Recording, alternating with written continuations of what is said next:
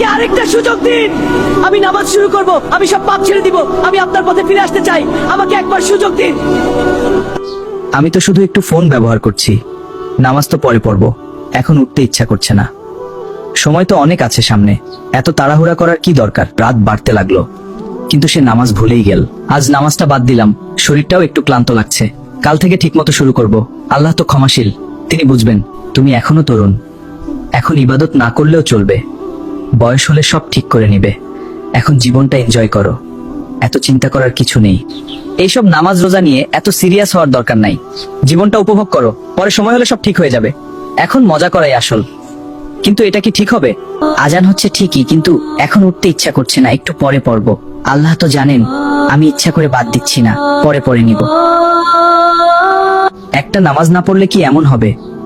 সবাই তো মাঝে মাঝে মিস করে, আমি একা না। কাল থেকে ঠিকমতো শুরু করব। আজ একটু রেস্ট নেই।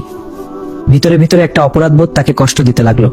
আগে আমি নিয়মিত নামাজ পড়তাম, এখন কেন জানি আর মন চায় না। আমি কি ধীরে ধীরে আল্লাহ থেকে দূরে চলে যাচ্ছি? আমি কি সত্যিই সুখে আছি?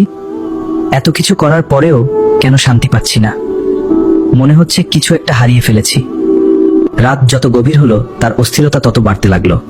আজ খুব অস্থির লাগছে, বুকটা কেমন চাপচাপ করছে। মনে হচ্ছে কিছু একটা ঠিক হচ্ছে না, হয়তো ঘুমালেই সব ঠিক হয়ে যাবে। ঘুমানোর পর সে এমন এক জায়গায় পৌঁছালো যেটা তার জীবনের মোড় ঘুরিয়ে দেবে।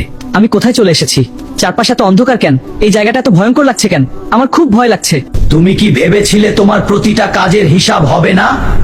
তুমি কি মনে করেছিলে নামাজ ছেড়ে দিলেও কেউ কিছু বলবে না? না, আমি তো পুরোপুরি ছেড়ে দেইনি। আমি শুধু দেরি করছিলাম। আমি ভেবেছিলাম পরে সব ঠিক করে নিব। আমি তো ইচ্ছা করে করি নাই। শাস্তির ভয়াবহতা তার সামনে ফুটে উঠল। শয়তান তোমাকে বলেছিল, কিন্তু সময় তো শেষ হয়ে যায়। যখন মৃত্যু আসে তখন আর ফিরে আসার সুযোগ থাকে না। হে আল্লাহ, আমাকে আরেকটা সুযোগ দিন। আমি নামাজ শুরু করব, আমি সব পাপ ফিরে আসতে চাই। আমাকে একবার সুযোগ দিন। আমি আমার ঘরে, কিন্তু এত বাস্তব লাগছিল, মনে হচ্ছিল সব সত্যি। আল্লাহ আমাকে হয়তো সতর্ক করলেন। এইটা কোনো সাধারণ স্বপ্ন না, এটা আল্লাহর পক্ষ থেকে একটা বার্তা। আমি যদি এখন না বদলাই তাহলে আমার শেষটা খুব খারাপ হবে। অনেকদিন পর সে নিজে থেকেই নামাজের জন্য দাঁড়ালো। হে আল্লাহ, আমি আপনার কাছে ফিরে আসলাম। আমি অনেক গুনাহ করেছি, আমাকে মাফ করে দিন। আমাকে সঠিক পথে চলার তৌফিক দিন। আমি আর কখনো আপনার আদেশ অমান্য করব না। আমি নামাজ ছাড়ব না। আমি শয়তানের ধোঁকায় আর পড়ব না। আমাকে শক্তি দিন। ধীরে ধীরে সে বদলে যেতে লাগলো। শয়তান সবসময় ছোট ছোট পাপ দিয়ে শুরু করায়, তারপর ধীরে ধীরে মানুষকে পুরো পথভ্রষ্ট করে দেয়। তাই এখন থেকেই সাবধান থাকতে হবে। বলে শেষটা এখানেই না, এটা ছিল নতুন জীবনের শুরু। যদি সত্যিই বাঁচতে চান তাহলে আজ থেকেই আল্লাহর পথে ফিরে আসুন।